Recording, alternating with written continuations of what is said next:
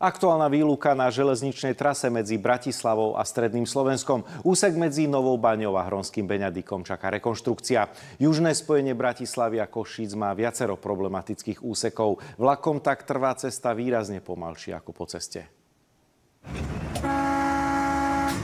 Po 11-kilometrovom úseku medzi Novou Baňou a Hronským Beňadikom denne prechádzajú rýchliky smerujúce z Banskej Bystrice do Bratislavy a opačne. Pre zlý stav trate tu vlaky musia jazdiť zníženou rýchlosťou, čo obmedzuje dopravu. Železnice Slovenskej republiky získali na rekonštrukciu úseku takmer 37,5 milióna eur z plánu obnovy. Celkovo sa zrekonštruuje 1,45 km železničného zvršku a spodku, 502 metrov nástupišť a 13,37 km trakčného vedenia.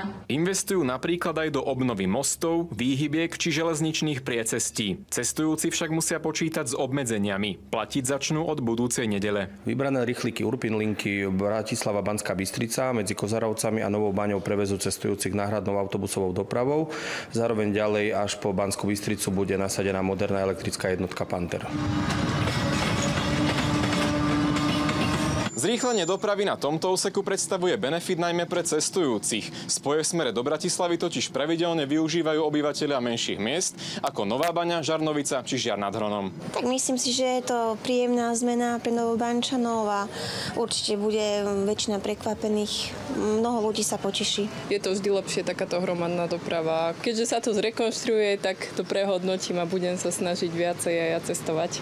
My sme jedno z najmenších miest v regióne, kde ten vlak stojí a teda budeme určite radi, keď sa to opraví. Ten rýchlik by mohol ešte ísť rýchlejšie, ako to je teraz a práve možno rekonštrukcia tohto sporného úseku tomu určite napomôže, takže to obyvateľa určite ocenia. Výluka vlakov potrvá až do polovice decembra tohto roka. Po oprave bude traťová rýchlosť v úseku Nová Baňa Hronský Beňadik zvýšená na 100 km za hodinu. Alexander Ernest, RTVS.